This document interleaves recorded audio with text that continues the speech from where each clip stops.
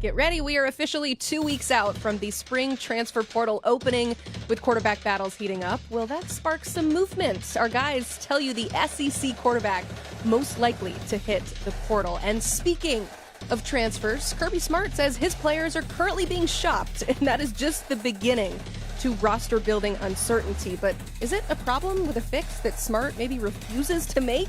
All that and more as the ultimate college football show starts right now.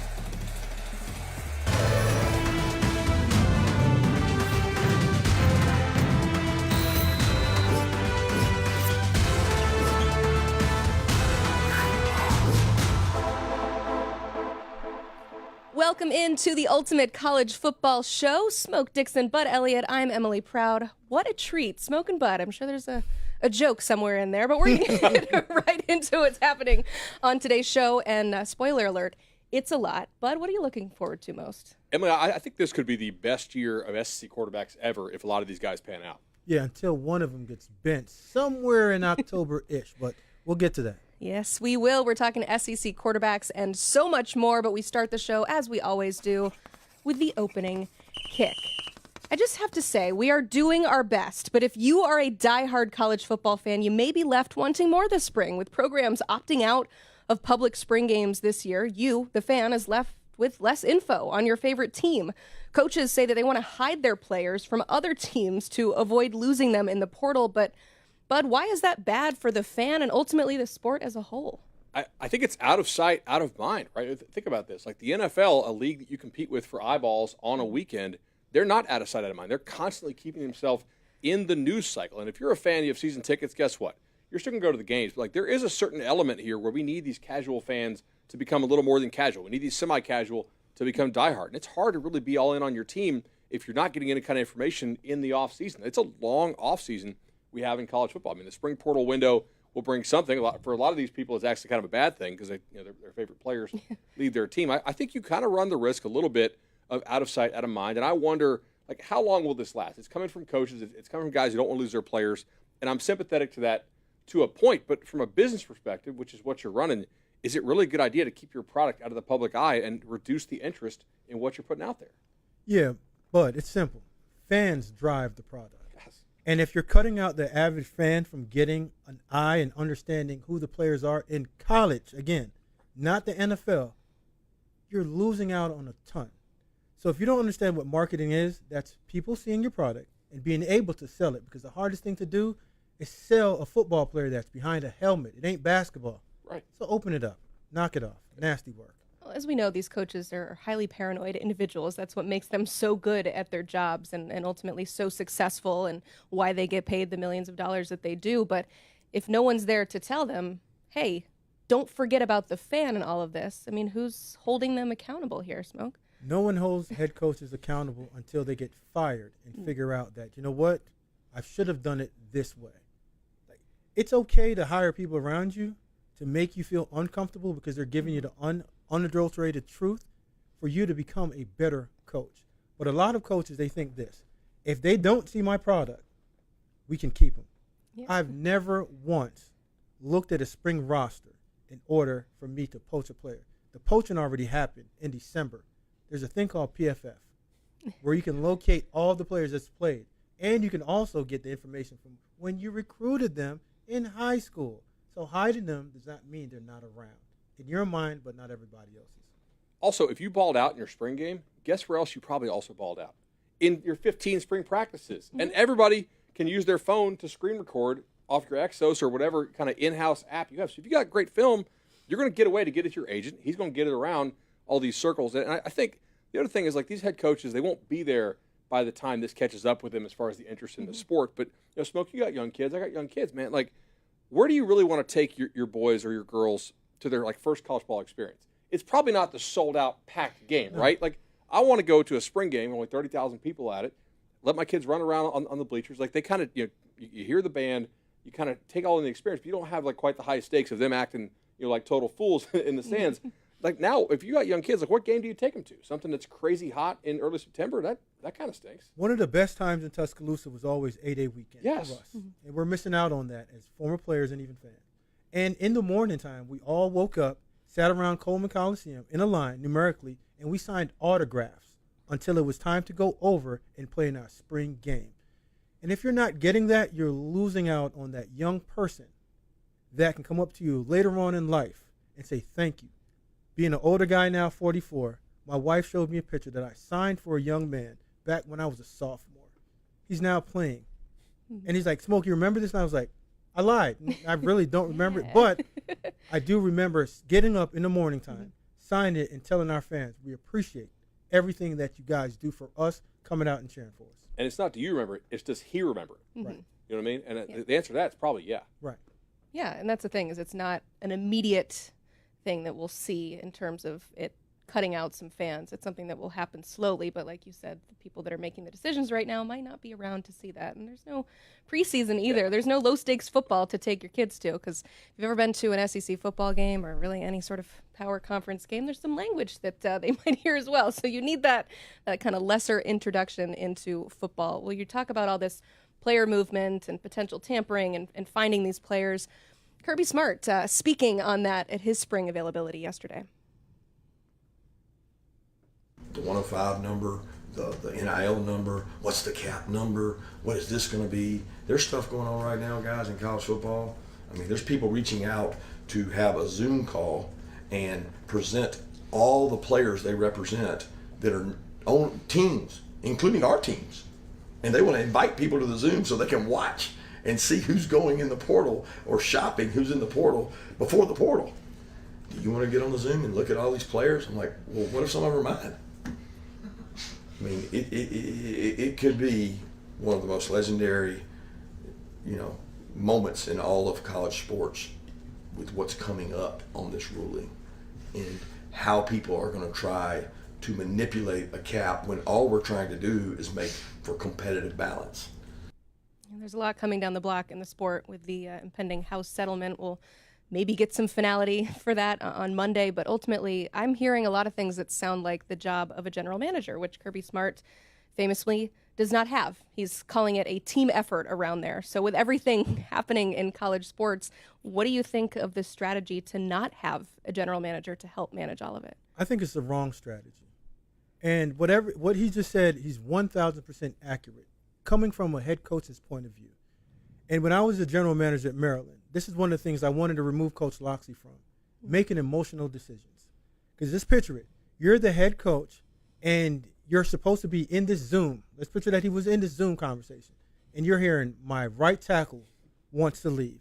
My left guard wants to leave. My starting quarterback is thinking about getting in this portal.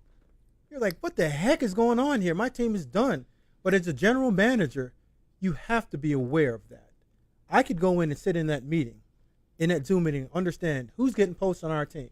And my answer would be to coaches, say, Coach, we need to reestablish our team and maybe re-sign our guys to a better contract so they don't leave. And I'll have information from that and I can give to you so I can remove that emotional decision that you want to make, that you should make. But that's not your job as a general manager. Head coach, yes. I agree with that. If you look at Kirby, too, their high school recruiting has been phenomenal, right? And I think Kirby is so good at so many aspects. Just because you're good at almost everything doesn't mean you're good at everything. And I'm not saying Kirby's bad at this, but it does seem like it's a lot on his plate to manage. You may not need a general manager in like the Andrew Luck sense to where he literally is running everything, but just maybe like somebody who can help out Kirby more, like you said, take some of the emotions out of these decisions. Just player at what price? And if not him, then who? Right? And that's kind of how you got to build your roster. If you got two windows, you have two roster building cycles. And Georgia's transfer stuff recently has been, when you consider like how much money they have and how much prestige they have and how much they win, it's been pretty subpar. Like if the transfer portal doesn't exist, that's saying a lot. That's giving credit for something. I mean, it's been rough. Right. Look at the transfers they brought in. Look at the guys who have left the program that maybe they misjudged. And a part of having a general manager is not necessarily only doing the physical part of it and understanding the aspect of him playing as a player, the football character. You also have to go to the off-the-field stuff. And that's where your management, that's where the personnel guys get all the information that they need to make the proper decision saying, you know what, this player fits our culture because they understand that. But being a coach, that's taking a lot on your own self to do, to be able to coach them. Do all the PR stuff, and bring in the right players, understand their background and what they bring to you in terms of the athletic standpoint, man, dude, you don't have that many hours in a day to do that job. Delegate. Why could Notre Dame afford to just absolutely punk Georgia on the outside in that Sugar Bowl? Yeah. The reason is because you brought in 2 transfer receiver, and both of them got popped for domestics, right? So you ended up having to play guys on the outside who were pretty nice in their gadget player role, but when you're like, hey, can you be a full-time X? Can you be my other outside guy? Like ooh, actually, that's not really what I'm good for. They almost lost to Georgia Tech because of that. Like Georgia Tech stopped the run game pretty well. They had a lot of these nice run blitzes timed up. Beck made some good throws in that ball game, and just drop after drop. Like that's why it went to 7 overtimes, and the comeback wasn't completed early. But you know when you have a bunch of gadgets in your play box, you don't really have many players. Right. You just have a bunch of little pieces that you hope that can work. But when you have somebody that's coming in and overlooking your roster from that 30,000 viewpoint of saying, okay, we have one gadget guy, that's all we need. If we need a backup for him, we can find it somewhere else. But we need a proven X, Z, F, U, whatever alphabetical letter that you want to say. But I'm going to put this team together through the vision of your eyes. Yeah. Lose out the emotions. Tell the coaches, I got it. But that's where a manager comes in. But also to be able to intervene for you in some of those meetings to negotiate contracts. In the NFL, rarely does a head coach negotiate a contract with a free agent. Well, Kirby was already saying that he was sick of the agents and didn't want to deal with them. So that's somebody that would take care of that for 1,000%. You don't have to ever meet with them. I'll just bring back the information that you need to proceed on to the next player. Yeah. And if you don't like it, fine. I'll be the bad guy. You can MF me all you want and tell me, get that out of your face, but it's okay. I'm the guy that's standing in between you and that scum that wants to get into the office. Not to mention all the things that are happening with rev share and everything. He was mentioning the cap number. I mean, even NFL teams, they have general managers, but they also have a cap guy, too. Yeah. Sounds like Kirby Smart and his team, he says it's not all him, is taking on a lot of responsibilities. But hey, if you are enjoying the Ultimate College Football Show so far, go ahead, hit that like button watching us live on YouTube. But also take advantage of the comments section. We know already you have been doing that, but ask some questions. We love to answer your questions. We'll answer some ultimate burning questions towards the end of the show, but we're tracking this throughout the show. I'm looking at the chat right now, and if you have anything, be sure to submit. Also, want to mention that we are on the road to 1 billion views here on the 24/7 Sports YouTube channel. That is billion with a B. If you're watching us right now, you're helping us on that road to 1 billion views, so make sure you go tell your friends. So the SEC was down last year, but are the quarterbacks to blame? Well, a reason for that could be the lack of experience. You're looking at this graphic right now. There's a clear difference between 1 game and 0 games to when now we're seeing double digits for some of these guys entering 2025. And typically, experience is a good thing. But the premise for this segment that we want to talk about, Bud, is you have faith that the quarterback play in the SEC as a whole will be better than what we saw last year. What has you so confident in that? I think, honestly, it's just the pedigree that we saw of a lot of these guys coming out of high school. And in many cases, like some of the flashes that they showed last year in limited or in some cases full-time action on the field. I know Smoke and I made our top 5s. We'll debut it in a second. But that was hard to put together. And it wasn't hard because, these guys stink. It was hard because there's probably 7, 8 guys this guy you could win a national title with this dude. This guy could go first round if he puts it all together, if it clicks. And I just don't recall a time when there were that many SEC teams with starters that maybe weren't totally proven, certainly much more proven than what we saw entering last year on that graphic. But I think the SEC is going to be back on top this year, and it's because of really improved quarterback play.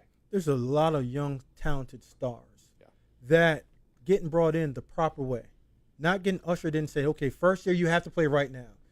They're in the position of you have a starter in front of you. You have some vet in front of you that's going to allow you to now grow into that position of being a quarterback, learning how to lead by being a good follower first, and then go in and figure out how to play the position. Because a lot of guys are early enrollees. I wasn't an early enrollee, but as a college freshman, it was tough just to figure out how to get up and go to class on time, much less be the starting guy at the quarterback position in the best conference, arguably, in college football. Yeah, sounds like the boys out in Vegas agree as well, putting the odds. I mean, the top 2 players in Heisman odds right now are SEC quarterbacks, 4 total in the top 10. And so there's definitely a lot more talent this year, a lot more expectations this year. But as you heard Bud mentioned, we had you rank your top 5 SEC quarterbacks. We're putting the list side by side because, oh yeah, we're setting up for a debate here. And my eyes immediately go to the number 1 quarterback on Bud's list, and that is DJ Lagway. The reason that I'm looking at him is because I see him all the way down, not that far, at number 4 with Smoke's list. So we'll start with Bud. Why is he your top quarterback in the SEC this year? I think he's just proven enough for me to not look crazy putting him up there. And I think the upside, if he all hits, is like a really good version of Ben Roethlisberger. A guy who's just like that much bigger. The pocket movement, how subtle he is, a huge arm. I mean, he just, as a junior in high school, he killed bad teams. He kind of struggled against good teams. As a senior, he got better. All of a sudden, he was killing the good teams. Last year, he got in. He made some really impressive throws. If he doesn't get hurt against Georgia, I think Georgia probably turns it on eventually, but I don't know that. Like there's some chance he actually takes down Georgia, and Georgia misses the playoffs last year. Now he's got to stay healthy. Like this is where I could look really stupid because he's not playing in spring right now with the injury stuff he has got. But I do think that if he hits his ceiling or comes anywhere close, maybe like 90th percentile of his possible projection, then I think it's a real clear one. But there's a big if there. I'm with you on the talent part of it. And I'm with you on him, the game slowing down for him last year, and you see a freshman playing almost like a sophomore junior. But there's a big if that you just quickly just went over.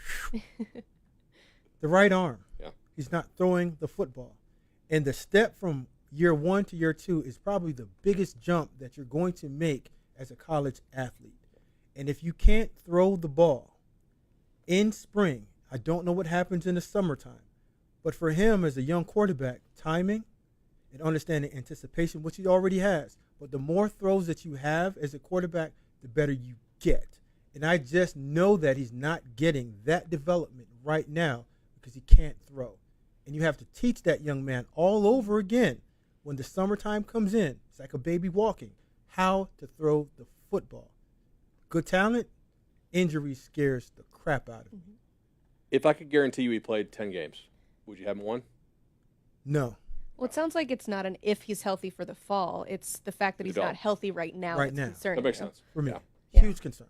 Yeah. Because you have to throw to get better. This is not a position that you just come out and just start going at it. No, it's like a golfer. If you're not playing enough, yeah, we know what we're doing. Putting it somewhere, not in the middle of the greens. Absolutely. Well, at least you both had him on your list. Somebody that was on Bud's list but was not on Smoke's is Nico Iamaleava at Tennessee. How close was he? I only gave you 5, so how close was he to your top 5 here? Close, like 7 or 8. Oh, so not that close. And for me, it's the same thing with DJ. I did not see the step in the growth from year 1 on, and he's been in college, to see what you are now. It's not like he was a true freshman. You had all year to practice in the same system, which is probably one of the easiest systems to function. They don't even take the receivers and switch sides. Single read, throw the ball. But I had an issue with his accuracy and his decision-making at times. The talent is there. But when I listen to Coach Heupel speak about day 1 operational things with a guy that's been in your program for 3 years now, it scares me. Knowing who to throw the ball to, accuracy, timing. The game still seems like it's going super fast and is not slowing down yet. That's the concern. I mean, like I think with Nico's talent, if he actually was going to hit that ceiling for sure, he'd probably be above Nuss. And I like Nuss a ton. I had Nuss, a bunch of Nuss last year, 51 for the Heisman. Obviously didn't win it, so burn those tickets. But I mean, if Nico really hits, then I think he's maybe really close to that Lagway level. But there is some uncertainty there for sure. I had him like I could have him 3rd. I could have him like 6th or 7th. With Mateer, who you had, I didn't have. It was just, can he do it at that level? Like, I mean, you had Kyle Williams will probably be a top 100 pick at receiver, and the competition they played last year at Washington State was rough. Yeah, you had Mateer at number 2. I had Mateer at number 2. He wasn't even on your list. He didn't make the great list of yours. But why'd you have him at number 2? Well, there's a guy out there named Cam Ward. Yeah. If I told you that John Mateer's numbers and his play was better than Cam Ward while they were both at Wazoo, what would you say? I would say it's probably factual, but also like you were playing San Jose State and a bunch of teams last year where Cam actually played Pac-12. Two different Pac-12s. Two different Pac-12s. But again, we can't control who we play against. Sure. All we can control is the controllables. That's what I do when I get into the game. And when he did play, he was a 3,000-yard passer, 1,000-yard rusher. One important games, accurate, timing, anticipation, regardless of the people that he was playing against. I saw where the ball was going. He got there in a hurry, got to the right person on time, and gave Kyle Williams an opportunity to score a lot of touchdowns and get drafted pretty high. So when I look at talent, he's as talented as everybody on this list. His production is that high, even better than majority of the guys. And we can't – I hate it when I get into a conversation and I hear level of play. Level of play counts when you aren't playing up to the level of play. But when you're superseding the level of everybody else around you and making everybody else play a higher level than they're supposed to be playing, yeah, that means you're a game changer and a difference maker. And I think that's what John Mateer is. Oklahoma fans certainly hope so, right? Where would he land on your list then, Bud, if we don't see him in this top 5? I think I had him 6 or 7 when I was breaking it all out. I think there's a really, really solid top half here. Maybe if you threw it up and just kind of randomized it, you gave me a 5 out of that. I may not be happy, but I wouldn't freak out. Like, yeah, cool. Like, I could see that happening. But if he played in the SEC and he had 3,000 yards passing, 1,000 yards rushing, where would he be? Top 2 for sure. But I do think competition level matters some. I mean, some of these Mountain West teams he was playing last year were, is anybody going pro off most of these teams? Like, it was tough. I can't control who. No, that's fair. Josh Allen didn't play against SEC talent. But when you go from like AAA in baseball to the majors, like we know, like there's a pretty standardized adjustment, right? Like you're facing a lot better competition. Like so, if you killed AAA good enough to get the call up to the to the pros or to the big leagues, like yeah, you deserve to be there. But we're not going to assume that you're going to thrive at that same level. You know what I'm saying? We said the same about Cam. Like when every year he leveled up, level. His level of play got better. Time will tell. But we know that he does have that level. Regardless of playing against what competition, I watched and I saw film. And the film said, this is what he is to me. I think the real big question on Mateer will be, how does he handle more pressure and more bodies around him? Because what Washington State faced from a defensive line perspective, all those guys are going pro in something other than sports. Yep. All right? And in the SEC, like to use the NCAA's tagline, the SEC got a lot of guys that will go pro on the D line. And Oklahoma's offensive line was terrible last year. I don't think it's fixed. I think it's better, but I definitely don't think it's a top half SEC offensive line. So how does he play with a lot of bodies around him? Like that is kind of the unknowable because we didn't see it very much at Washington State this year. I agree. And the ball was out super quick too, like with him. Unless he was running around making plays. That's what he is. Yeah. It's as your job as a quarterback. If you know that your offensive line is not that good, get the ball out of your hand. Yeah. And get it to the right people so they can score touchdowns for you. Or go ahead and run it yourself, which we saw him do a lot of that too. Absolutely. All right, the SEC is absolutely gigantic in that there are 16 teams, which means we got to talk about more than just 5 or 6 quarterbacks. So I'm going to throw some superlatives at you. Let's start with the most improved quarterback room in the SEC. Smoke? I'm going to go with Oklahoma. Well, we're on the topic. If you add John Mateer and you have Michael Hawkins Jr. on the team, 2 starters, that if anything happens, you got to start in the room as well, too. They upgraded their room from everybody else. I think it's Oklahoma. I think is like the answer for sure. If you get 12 games of Lagway, then I think that's a lot better than 7 of Lagway, 2 of the kid from Yale, and then what's the remainder there? 4 from Mertz, that they had last year. Yeah. But I guess that's who I'll go with. But Oklahoma was definitely I think you nailed it. Along those same lines, who is a quarterback most likely to hit the portal in the spring? Smoke? My alma mater, Austin Mack. You have Ty Simpson and Keelan Russell are both fighting for the job. We believe that at some point it might be Ty Simpson. And you have a 5-star, highly recruited, talented player. If you are Austin Mack and you aren't in the conversation of 2 and you're more than 3, there's not a chance that you're going to play in the next 4 years. Find a way, get out, go to a team, like you just said, back out to the Mountain West like you like throwing it to, and go get good doing something else other than being a third-string quarterback with his hat turned backwards.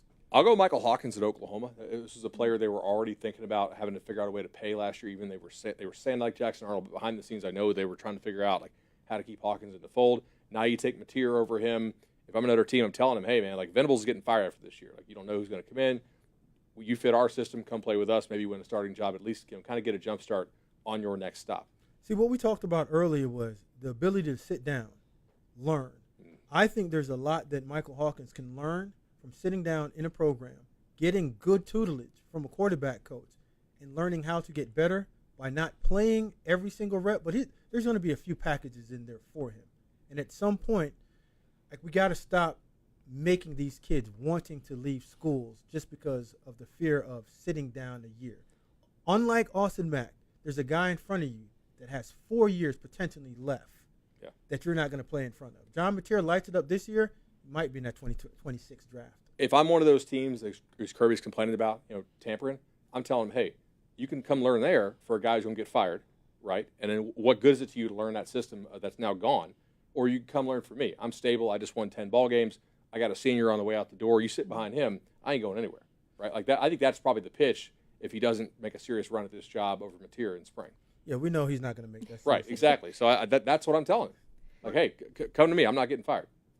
I know that was an example, but good time to remind people as well that the SEC has that unique rule and that you cannot transfer within the SEC in the spring portal. So for the Georgia fans that are hoping to maybe get another quarterback situation, you'll have to find that elsewhere and not within the conference. So last year, we've been talking a little bit about the Oklahoma situation.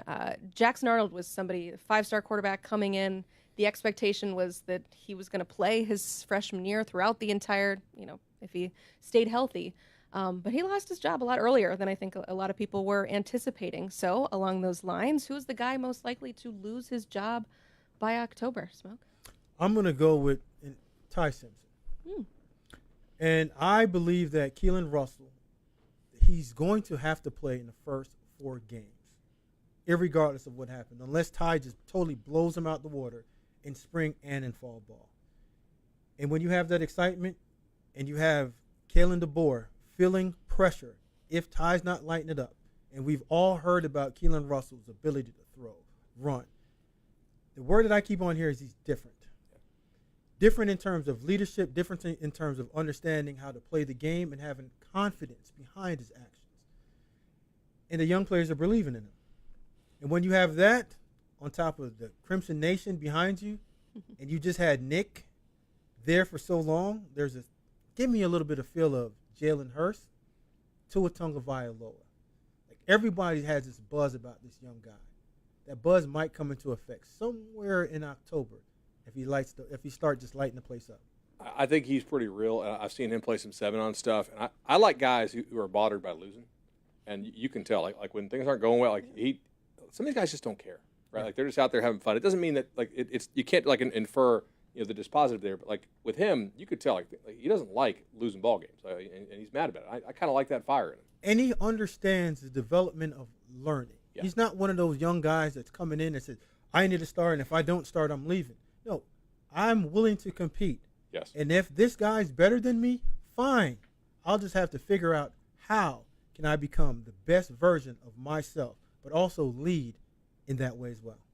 There's so much uncertainty at the Alabama quarterback position that we're choosing one of their quarterbacks for almost all of these questions.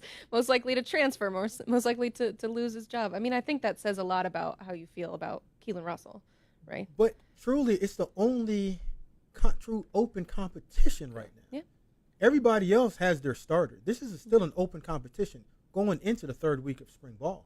I think it speaks to the depth of the league, right? Like Correct. Last year we had so much youth. It's like, when will these young guys take over? This year it's kind of probably not the only one, but one of the only ones. The other one I'd point out is like if things don't get off on the right foot in Starkville, how quickly do you go to Luke Kromenhoek, who you paid for from Florida State? Like Shapen's only going to be there this year and then he's gone. I think as a coaching staff, Smoke, you know this, like you got to have some kind of hype and hope to sell your boosters. Last year they were terrible. If they're and they're probably not going to make a bowl this year. But there is a difference in showing some progress with a young guy, maybe pull an upset win or two, threaten to make a bowl with Luke in there if he fits your system and he does what you want him to do. We saw what happened to Billy Napier. Mm-hmm. His hope was DJ Lagway. Yeah. To a certain point that they won games and the heat is off of Billy Napier. We're not even hearing his name because he's found his guy that he's tied to the hip with, and they have hope. Yeah. If you don't have that, good luck. I think our viewers' ears are burning because I mentioned something about the Georgia quarterback situation, and so somebody submitted a question. Dogs 80 would like to know. You guys didn't mention Gunnar Stockton earlier. Are you not confident that he can lead Georgia? What do you think, bud? I think Gunnar Stockton is probably more of a win with than a win because of quarterback. Agreed. Like, he probably doesn't get you beat, but I don't think you saw anything in the SEC title game or in the playoff games that made you think, like, oh, that's the reason they will win. I think if you're confident in Georgia's passing game this year, it's, number one, maybe the offensive line stays a little bit healthier, and two, maybe the receivers you took in the transfer portal actually are, on the field and not in the police blotter.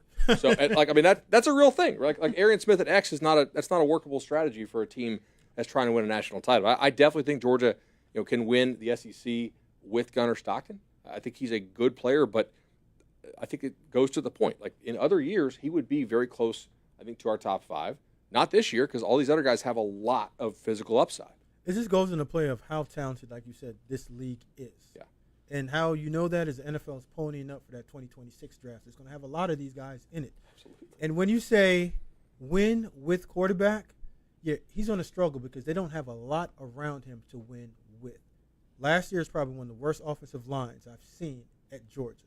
Running back, even though they had a guy, Trevor Etienne, that's going to get drafted, you didn't feel like, here comes Georgia. They can lean on you for 4 quarters and make you submit to them at some point before the double zeros come up on the clock. And outside of the receiver spot, they're not that good. Yeah. I'd like to say a whole bunch of other things, but not that good. And then you don't have a coordinator that's going to be creative enough to design plays to get those gadget players the ball with a gadget quarterback in order to score a bunch of points. And you could say that and not have it be a slight on the guy who's calling it now. It's just more recognition that Monken was that dude. Like, he's killing it in Baltimore. Like that. Like, he's a special guy. You may have a good SEC coordinator right now, depending on your thoughts on him. But, like, when they lost Don't Monken, ask Georgia fans. No, I get it, like, clearly, but, like, I don't know, like, how much better would they have been with some more creativity? Maybe some. But they still didn't have the horses to run in the race. And I agree. Mike Bobo is a good coordinator. Right. If you have his type of players within his offense to function, Carson Beck wasn't that guy. No. He's a pocket guy, pro-style offense that predicates a lot of information for the quarterback to process, get the ball out of their hands, into the right playmaker's hands, but also has a functional to dominant run game to use play-action pass to win games. All right, so no immediate quarterback help, no changes that are happening with Georgia, but some good news. They are in play for 2 big-time prospects. We'll find out their decisions in the coming weeks.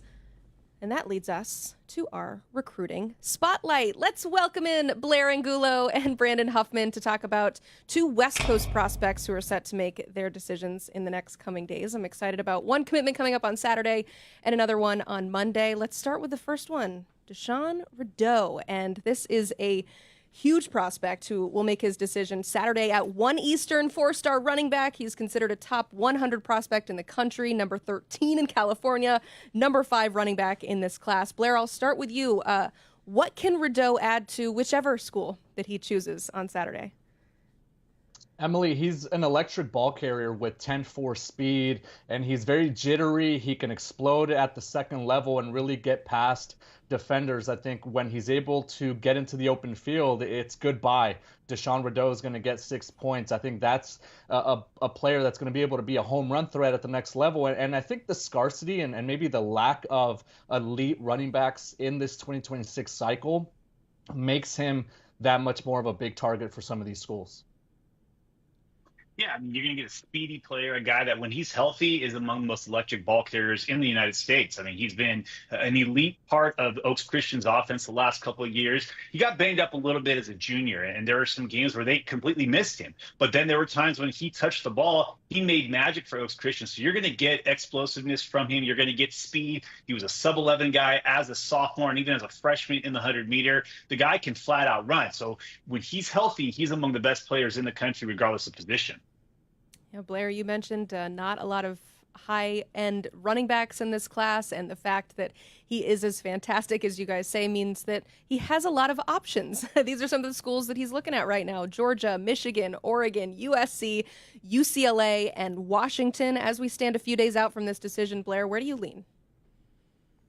It's funny, Emily, because we always talk about the quarterback dominoes and that being such a big part of the recruiting process. Well, I think with the running backs and specifically, it's a little bit tougher because it's harder to maybe go to a fallback option. And that's what's made his recruitment really fascinating to monitor. He's set to visit USC later this week. He's on the visitor list for Friday's practice. His announcement is Saturday. He was at Michigan earlier this week. Right now, with all the momentum that the Trojans have in this recruiting battle and in this recruiting class with the #1 group in the country for this 2026 cycle, it's really hard to bet against the Trojans locking up another local prospect, especially one that they've really targeted and one that they want to have in the fold. Yeah, I mean, USC is getting all the buzz for him. It's been a while since USC had some recruiting momentum on the offensive side of the ball at Oaks Christian. Now, they did have a commitment from Hayden Lowe, who was Deshaun's teammate a year ago before he flipped to Miami down the stretch. But USC has been getting a lot of the buzz for Rideau. It's funny, a year ago at this time, if you would have asked where he was going, he probably would have stayed in Southern California, and UCLA was going to be the pick at that point. But now USC getting the momentum. Michigan had him on campus earlier this month, in late March, and they're making a valiant push. You also got Oregon, who has done a great job at Oaks Christian. But right now, it seems to be that he's leaning towards staying in state. And right now, USC, with a lot of momentum in this 2026 recruiting class, could be in a position to land him. That's what I was going to say, is they don't have a lot of momentum on the offensive side of the football at Oaks Christian, but man, the Trojans right now are hot on the trail and could add another prospect on Saturday. Then on Monday, on this very show, we are set to bring you the commitment from Brock Harris. He's one of the top tight ends in the country, the #2 player in the state of Utah, top 70 player nationally. Blair, what kind of player and what kind of person are these schools fighting for with Harris? He's a really dynamic pass catcher, and maybe his father will fight me on that because he thinks he's an all-around player. But I think he's going to make his money as a pass catcher down the seam, making those mismatches against linebackers. We saw him all week in Hawaii at the Polynesian Bowl, breaking free during practices, and he had a really good game there on Friday in Honolulu. I think he's going to be a player that the offensive coordinator, wherever he ends up, can line him up, can flex him out, can be a red zone weapon. He can go up and high point the football. Doesn't fight the football, which is, I think, is maybe the most impressive thing about Brock Harris. He's a really natural pass catcher. And Huff, I know you're really familiar with him, having seen him coming up in the state of Oregon. Now he's out in Utah. I think he's as a dynamic pass catcher as maybe we have seen out west in the last few years, especially at the tight end position. Yeah, I mean, it's an incredible tight end class nationally, and especially out west, where you have Mark Bowman, who reclassified up. You have Brock Harris, you have Israel Briggs. I think 3 of the top 6 tight ends in the country come from the Western region. But Brock has been the guy that's been kind of the known name, the known quantity for about 3 years. He was in the inaugural top 100. He's been among the top tight ends in the country from the jump. And you just see this all-around pass catcher, one of those rare guys that was invited to the All-American Bowl, the Under Armour game, and the Polynesian Bowl as an underclassman, played in Orlando at the Under Armour game, and then played in Hawaii, like Blair said, at the Polynesian Bowl, coming off of a wrist injury. He was in Orlando fresh out of a calf and was kind of slow getting back into things as he was getting used to using his hands and his arms again. But then he really showed what he could do at the Polynesian Bowl and showed why he's one of the premier tight ends in the country. And you look at the size, you look at the length, you look at his ability to catch the ball, his ability to get open. He really checked every box of what college coaches are looking for from an elite tight end. All those invites and all those bowls have clearly led to a lot of options for the young man. So let's go ahead and show you the finalists. He's got BYU, Georgia, Miami, Michigan, Oregon, and Utah. Blair, what's your best guess as of where we stand today? If I had to make a guess right now, I would think that he is staying close to home. This is a player that does plan to serve an 18-month church mission next January. That would, I think, line up with BYU and the values he holds. No one has recruited him harder than the Cougars. That would be my guess. Michigan made a late surge this past weekend. He was out in Ann Arbor for a couple days. And it's funny that Huff brought up maybe asking me about a player a year ago. I would have thought that Oregon or Georgia might have been the choices for Brock Harris. But right now I'm leaning BYU, and this is going to be, I think, one that maybe goes down to the wire here this next weekend. Yeah, it's fascinating because, like Blair said, a year ago, Oregon and Georgia. Oregon was the hometown school where he grew up before he moved to Utah. Georgia was, coming off of Brock Bowers, another Brock from the West Coast that flourished as a tight end. Those are the two schools that kind of look like the favorites. And then when he was at the Oregon SNL camp back in the summer, he and Kenji Harrison were both there, both working out. And then Kenji Harrison commits to Oregon. And that kind of allowed BYU to slowly but surely make a move for him. And having him at games a bunch of times this fall during their really good season in 2024, where they went 11-2, won the Alamo Bowl, gave BYU a chance. Now, Michigan did have him on campus last. And of course, the Wolverines have had a nice little tradition of tight ends themselves. Another player from just up a state up, Colston Loveland from the state of Idaho, is expected to be a potential first-round draft pick after flourishing there at Michigan the last couple of years. So they're making a push to get Brock Harris as well. But a year ago, where it looked like Georgia and Oregon were the favorites, now it's looking like Michigan and BYU are really the ones jostling for a position with him. Well, guys, I led into this segment by saying, Georgia, you might get some new players, and you didn't pick Georgia to land either of them. That's why I let you do your job, and I'll do mine. Blair Angulo, Brandon Huffman, thank you both so much for the great intel. Both of you will be involved in these commitments in one way, shape, or form. I think Huff will be on this one happening Saturday, so get ready for some Commit HQ action. We've got Deshaun Rideau. He'll make his decision right here. And then the Ultimate College Football Show on Monday. We'll find out where Brock Harris chooses to play his college ball. Blair will also be making an appearance to give us a little bit more intel on the commitment. Time now for some ultimate burning questions. Smoke and Bud still here in studio, ready to answer all the questions you've got. This one comes from Instagram via CamRhino11.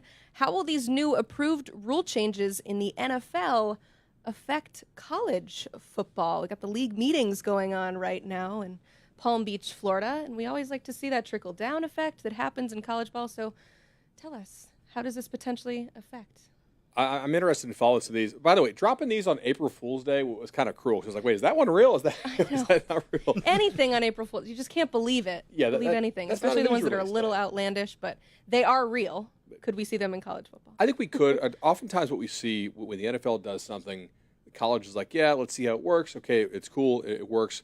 Maybe we'll try it. And then it has to be voted upon. And a lot of times when you're voting as a big group, your more moneyed schools are going to say yes. Mm-hmm. But then your other schools maybe don't have the kind of budget, like, we're actually going to pass on that. It's why, like this year, the tablets were more conference by conference, right? Mm-hmm. Just like it was last year with the bowl cycle. Do you want to use tablets? Do you want to use helmet comms and whatnot? So as long as it doesn't cost too much, I think eventually you could see this technology come to college. I think technology from the NFL is always going to trickle down to college, especially if it improves the game in terms of player safety and the pace of the game. And understanding how to play the game at a more efficient rate.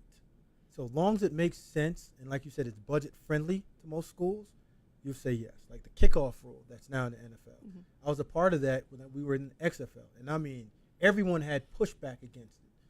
But being a player that used to have to run down and split a three-man wedge, and I'm speaking of my age right now, and that's most of the time 900 pounds that I had to figure out how to get in between those two guys. Come out big, go in small and come out big. It's a headache.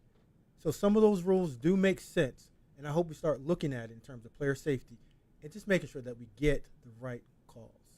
They made a lot of changes to the kickoff rule last year, that is the NFL, making some smaller tweaks to moving the touchback to the 35 at this point. But do you think that we could see the whole new change in kickoff rules that we've seen in the NFL and college? Because those that watched the NFL this year were like, what is this zone? Why is everybody still? What's going on? Well, when you start thinking about just how the game looks, it can confuse your eyes. Yeah. Because we're not used to seeing a static kickoff. We're used to seeing guys flying down there, hard impacts. But now that affected some of us with CTE, concussions, and the safety of the game. But the more that you get advanced, now the kickers that usually aren't doing anything else except playing hacky sack or playing soccer at practice, now they have to learn a new skill. Yeah. It's a great skill. Yeah. But you walk into practice and those guys are kicking soccer balls around. You're over there dying. They're hanging out with the band. Yeah. Yeah. Now they have to come into play. Didn't in expect terms us to of, go on a tangent hating on kickers here. No, But they love did it. have to adjust the offseason because they had to adjust for the new rules. Now hang time and placement of the ball comes into play. Huge, yeah. And special team coordinators are now they're going to have to game plan on how you execute these kickoffs because you don't want the offense starting at the 35-yard line with Lamar Jackson, Josh Allen, Joe Burrow, and that crew. The one difference is in the NFL, all 32 teams have a guy who can boom the ball through the end zone on command. Yeah. Right. In college, there's not 132 or 134 now kickers who can do that all Most the time. of them are walk-ons. Right. So college doesn't have quite the lack of return problem that the NFL did. Like the NFL had become very stale. It's like, cool, score, commercial break, extra point, cool, another commercial break, kickoff, commercial break. It was a bad TV product. Yeah. With that, if the kickoff was going to be so boring. But it's not really the bore factor and excitement. It's player safety. Sure. And I think when you start with 18 and 19 and 20-year-olds and you're struggling with concussion and player safety, I think we need to look into that to improve the game on that end. It's a better like what you and Sam did. It's a better product. Like they should put it in college. Okay. I think. And what you were mentioning with the technology, specifically the new Hawkeye technology, where the chain gang isn't going away. They're still going to be there, but ultimately they'll rely on this virtual line. Where do you think we could potentially see that implemented in college football? I think it'd be awesome, but I just don't know how many. If you're a MAC team or if you're a Conference USA team, That's money, are you yeah. going to pay for that? Like I Is doubt it a TV network thing? I don't know. They have to bring the technology? I just think of the yellow line that we physically see on TV. My guess is they'll take a look at these budgets and say we're Yeah. gonna study this for a couple Yeah. of years to see how this works and And I don't think it's been a problem in college football as much as it is in the NFL because most of the NFL games are fairly close. Yeah. Not that great amount of college games that come down to did they get an inch or bring out the card, like you said, to make sure that. So I could see it making a trickle-down effect just like the tablet took forever to get down. But I think at some point, we're in 2025. At some point, we have to start going to technology and stop worrying about two old guys on the sideline tripping on a daggone thing. You could probably see conferences Yes. adopting Yeah. some of these rules, Correct. so there's some sort of unless you get some kind of standardization. like if there's a company that is really like their product's very tied Yeah. to this technology. Like if you got like Amazon Web Service, like no free ads on the show, sorry, Oh, but like you just post one out. yeah, I know, yeah. But like something that's like something Yes. like a An laser example. technology or Yes. whatever it is, Yeah. like, that could make some sense. We're like, hey, we're gonna pay put our branding on it across college football. I think if it makes sense, college football will adapt to it, irregardless. But I think they're going to want to see it go through first in the NFL and see if it's worth their time and their dime. Well, the same way you tested out new rules in the XFL, you might as well let the NFL try it out before college football They has got to all the money anyway. figure out how to pay for it. Yeah, college football's worrying about how to pay for other things at the moment, so maybe technology is a little bit down the line. Let's show another ultimate burning question here via X, at horns_71BR. Who are the early enrollees making an impact so far this spring? Smoke? Who you got? I'm going to go all the way down to the bottom of the map, the 305. Malachi Tony out of American Heritage High School. And just talking to his receiver coach, one of my better friends, Kevin Beard. You know KB? KB's my guy. Yeah, We've nice, been man. rocking Yeah. since 1999. That's Good how dude. long. Yeah. So either way, and you see him right there. His word is he's different. And whenever we ever use the word different, we usually sit up and perk up because we know that's a young man that's matured beyond his years. Physically, he's gifted because daddy was a beast. A.B. Antonio Brown was a beast. So son's going to be a beast. But his overall maturity of understanding the game, his attitude towards practice, his attitude towards competing sets him apart from all of the young guys that are coming in that are just trying to find out how to get to class on time. Malachi Tony. You saw in those clips there catching the ball a lot. Like Miami's gonna have to find a way to get the ball in his hands because they have a mass exodus of playmakers and I talk to people down there like the leadership. Carson Beck.